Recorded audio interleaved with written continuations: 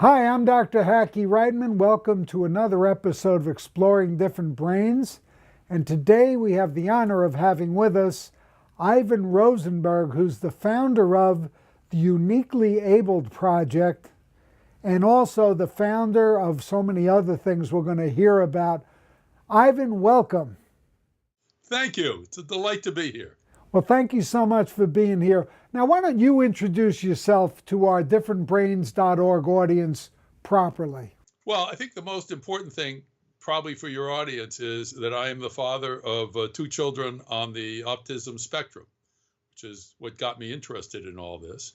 In terms of what I've done professionally, I started off as an engineer, which led some people to suspect that maybe I am somewhat on the spectrum myself, because I tend to like that kind of stuff. Graduated with an electrical engineering, computer science degrees, and went out and worked for a while, went back and got a PhD in business. Then I was a professor for 5 years, and then I consulted for many years. And now what I primarily do is consult with aerospace and defense companies, primarily the manufacturers, which led me to have a big insight as to the kind of workforce that those companies needed. And that combined with my knowledge of autism from my children led really eventually to the Uniquely Able Project. Very interesting. Now, our mutual friend Temple Grandin has told me she gives commencement addresses around the country to various universities who are graduating engineering students, that she estimates that about half of engineering graduates are somewhere on the spectrum. What's your guesstimate?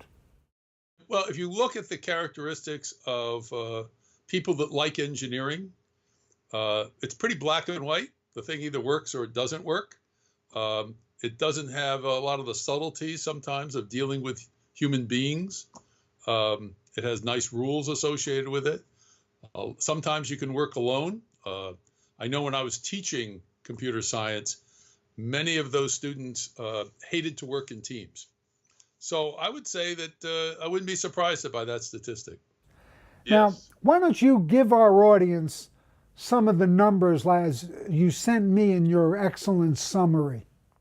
If you look on the website of the government statistics, about 17% of the US population is classified as disabled. And that includes all forms of disability, physical, mental, etc.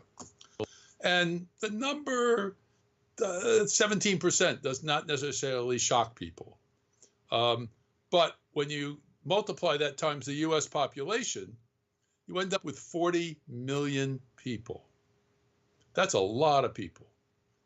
And more so when you look at the employment statistics, there's 60 to 90% of that 40 million are either underemployed or not employed at all. And by underemployed, I mean somebody that is physically fit, that has a great, in many cases, high IQ, and it only has a little difficulty maybe with social interaction, ending up bagging groceries at a grocery store. That's underemployment. So that's a pretty shocking statistics. And that, again, led to the work that I did with the Uniquely Able Project.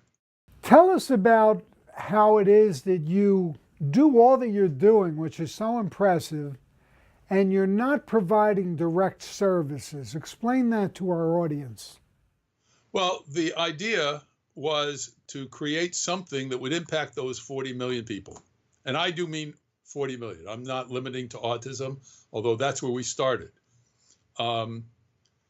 If you create an organization that serves a local population, like somebody may create a company that specializes in janitorial services or fulfillment or something like that, and focuses on hiring folks in the autism spectrum, for example. That's great, but it's not scalable. And if you're going to impact 40 million people, you've got to create something that can be recreated across the country with not necessarily a lot of effort. And to do that, you've got to provide value to somebody who's willing to pay for it. That's a sustainable solution. And in general, you're talking about a business solution. You got to come up with a solution that solves the 90% unemployment among those with autism and at the same time solves a problem for business. Well, nice coincidence. The biggest problem that business has today is access to a skilled workforce. There's a very low unemployment rate, but there's difficulty getting to people that can perform the tasks that businesses want. So I said, maybe these two problems are solutions for each other.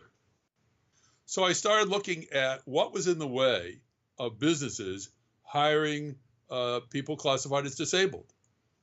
And given my business experience, I quickly realized it's not a business decision to hire somebody who's disabled. You want to hire, if a business decision is to hire somebody who's able to fill a need that you have as a business. That's a business decision. Everything else is charity. And in fact, that's generally how we go to businesses today, is we go and ask them to hire the handicapped or be good community citizens. But that's charity, and that's not a sustainable solution. So the very word disabled gets in the way. And if one really looks at it, it's actually insulting, to be frank about it, as if all there is to say about a person is that they're missing certain capabilities.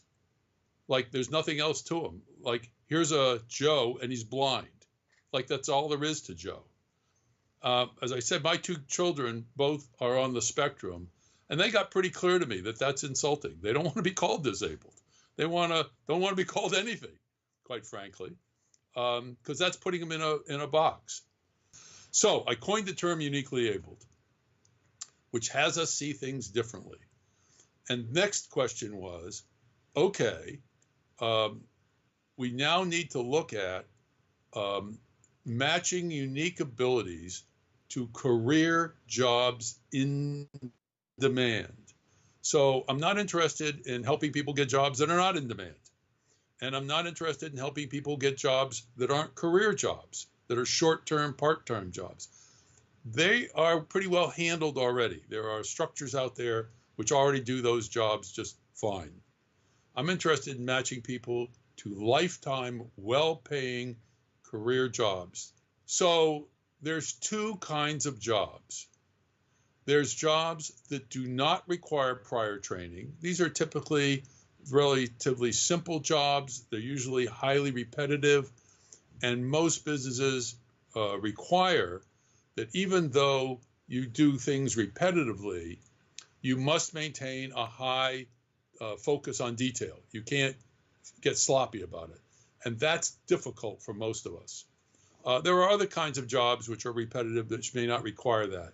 But these jobs in general do not require prior training. And then there's the other kind of jobs that do require prior training. And they're often involving operating machines or things like that. These require two different solutions to match uniquely abled folks to jobs in demand. So let's take the jobs that do not require prior training first. The issue there is that the people whose job it is to find jobs for uniquely abled folks. Generally, most of their network is in retail businesses. So most of them come from a social work background, not necessarily a business background, and with the best of intentions. I mean, giving their life to going and taking care of uniquely able folks and helping them find a job, and not necessarily getting paid a lot for doing that job. There's nothing wrong with their motivation, but their connections are mainly in retail because that's what's easiest to get to if you don't know businesses. They don't necessarily know how to network in business. They don't know how to find the vacancies in business. So the first thing we had to deal with is training job developers on getting a business network, finding business vacancies, finding out how to talk to people in business. And when I say business, I mean something different than retail. So in the parlance of this, a retail store we call B2C, business selling to consumers. A B2B company is one that sells to other businesses. So, for example, a department store sells to consumer. That's B2C. Boeing sells to airlines.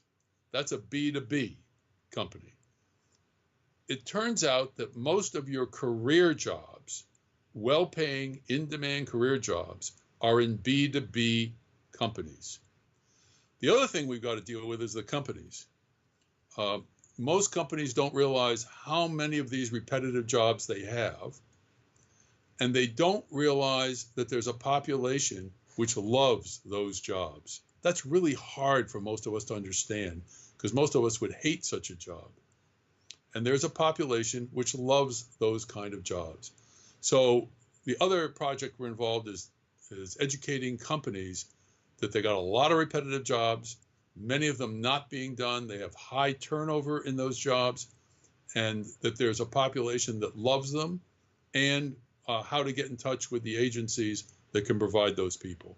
I wanted to segue, if you will, to list and explain the 9 required services from the Uniquely Able Project point of view. So the first thing is you've got to decide what diagnoses are you matching to what job. So what diagnosis has the unique abilities that match a particular job. So for example, I started with high functioning autism and what's called a CNC machine operator. CNC is a computer numerically controlled machine. It's how a huge amount of manufacturing is being done today. And there's a huge unmet demand for CNC operators. So that met my criteria. There's a job in B2B, because those are manufacturing firms. It's in demand, it's well-paying, and it's a perfect match for those with high functioning autism. So that was the first step. And then what you need to do is be able to select people for that particular job. You have to make sure they have the diagnosis, but that's usually not sufficient. You've got to make sure that they can exist inside the manufacturing environment that you're talking about. Could be noisy, could be oily and dirty. It might involve working with other people or might working alone. There's a number of characteristics that one needs to pay attention to in doing that match. The next thing requirement was financial support. I'm a parent of 2 kids with autism. The programs, despite government support, the programs are often very expensive. And so there's a program, local program here, which is very good. It's $30,000 a year for 3 years.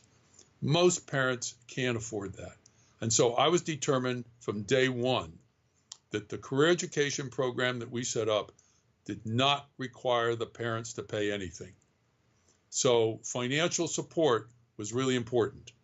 Now, it turns out that there's many organizations, particularly government organizations, who are responsible for employment of the uniquely abled, are very interested in a successful employment program because that fulfills their job, what they're up to.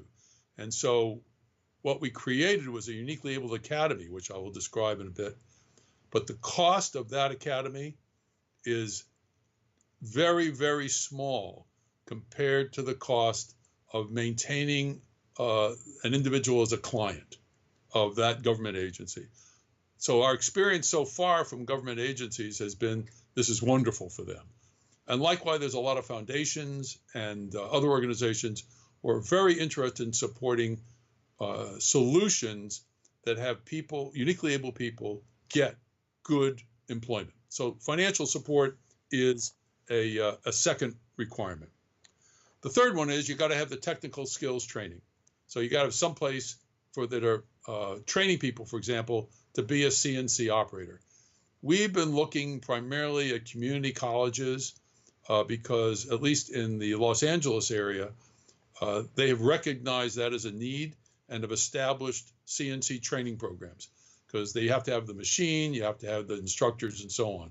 So generally, we've been building what we call the Uniquely Abled Academy around an existing technical skills program. So you've just sort of got to find that. We're not going to establish that. The next thing is you've got to train the instructors how to train this population. For example, if you're going to train folks with autism, generally you want to lay out a roadmap. Generally, you want to be very clear and specific. Generally, you want to give them multiple ways of learning material, not just verbally. They often need to see it, feel it, experience it as part of the learning experience.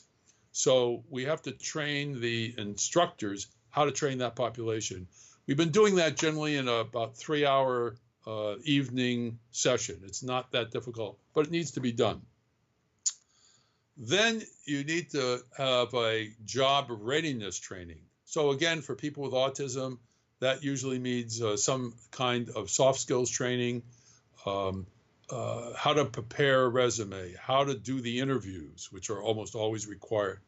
How do you operate in a business environment, which many of them had not experienced. You have to have training to do that, and deal with such issues as you're working at your machine, your intent, a fellow worker comes up to you and wants to chit chat.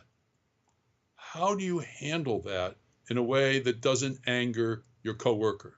You can't just say, "I'm busy now, I can't talk," which would probably be the natural reaction of many people with a diagnosis. So we have to train them how to do that. So that gets them all the education part.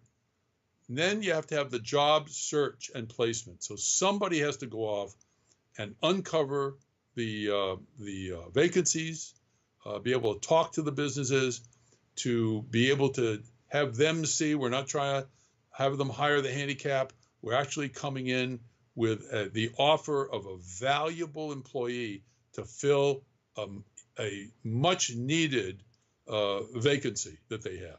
They don't need the vacancy, they need somebody to fill the vacancy.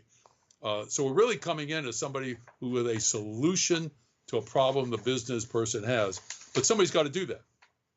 And generally, our population doesn't know how to do that.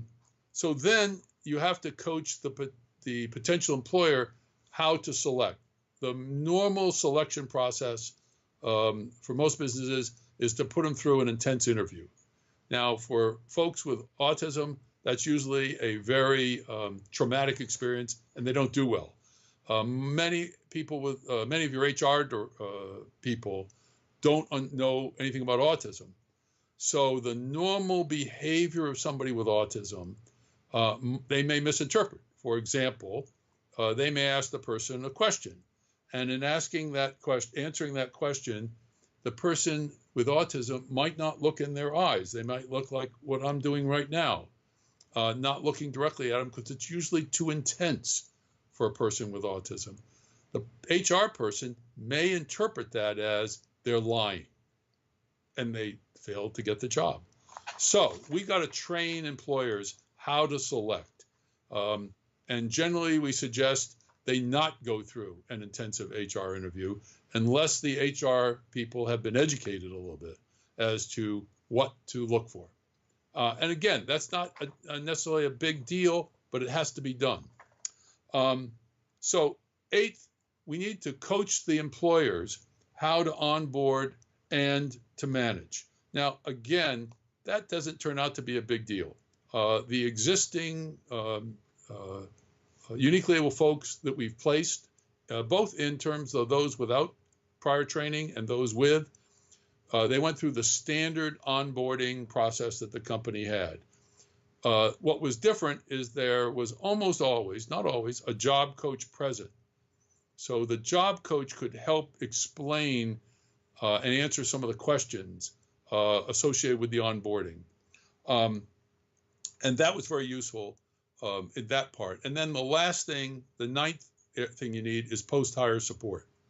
And that varies all over the block with the individual.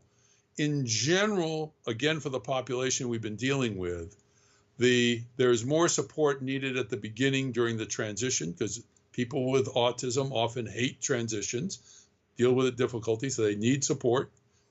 But generally, in all the cases we've seen, the job coach fades out, and in less than a year, and it varies from individual to individual, but generally in less than a year, maybe 6 to 9 months often, the job coach is either not present at all or maybe comes by 1 hour a week or 1 hour every other week. It's not a big deal so far. So those are the 9 functions. There's no one organization that provides all those functions. For every one of those functions, I can point to at least one organization that does it, but nobody provides it all.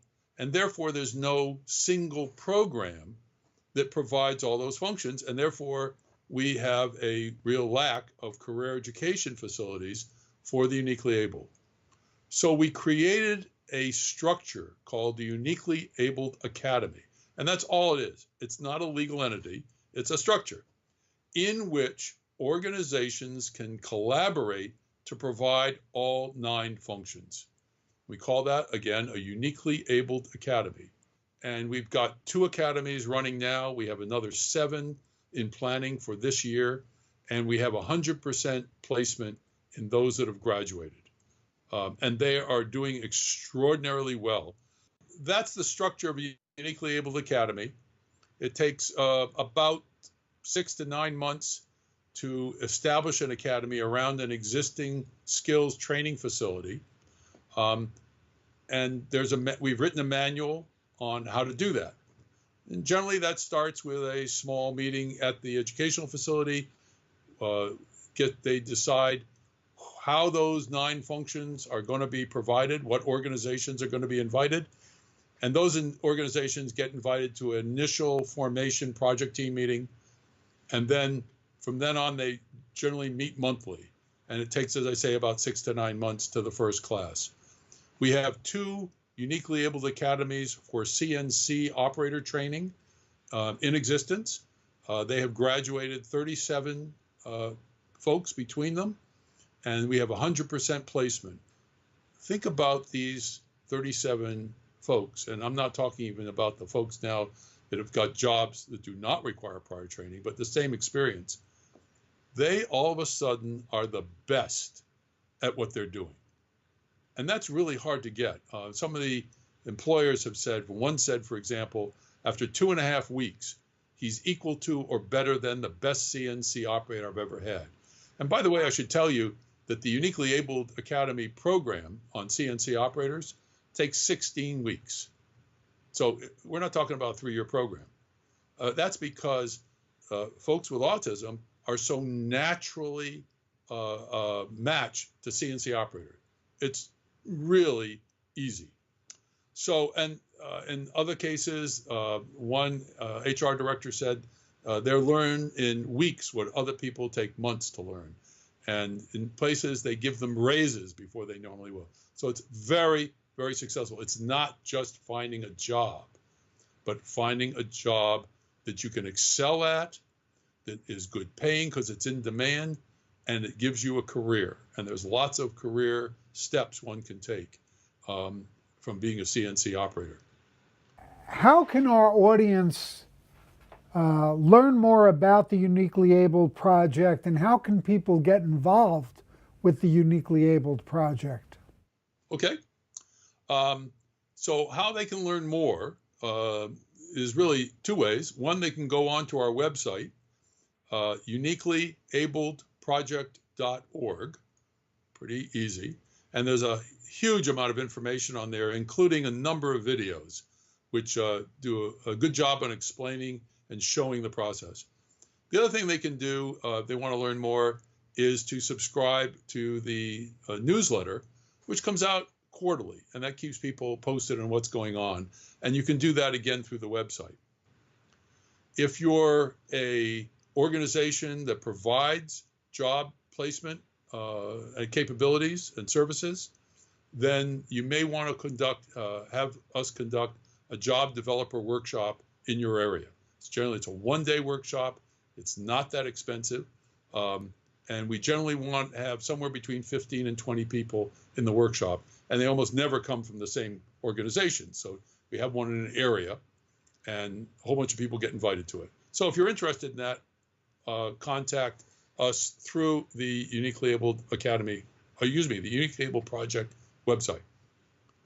You may also be interested in the Uniquely Abled Academy, whether you're a parent or a business or an educational facility or a government facility, you can get one started. And all you have to do there, again, is to contact me through the website or through my email address. It's irosenberg@uniquelyabledproject.org. And that's all you have to do, and we'll get you started. And as I said, you don't have to know anything except you want to do this. As I said, we had a parent in Massachusetts, and all she knew was she had a son in his early 20s, and she thought this would be a great program for him. And I coached her by phone. I've never been to visit her. And they are now looking for an instructor. They have everything set to go. And once they find that instructor, she will have an operating Uniquely Abled Academy and CNC operator training in the Boston area. So it can be done. Ivan, it's been a pleasure to have you here at differentbrains.org. Keep up the great work you're doing at the Uniquely Abled Project, and we hope you'll be back soon. I will. I'll be delighted to be back, and thank you for all you're doing for the uniquely abled population.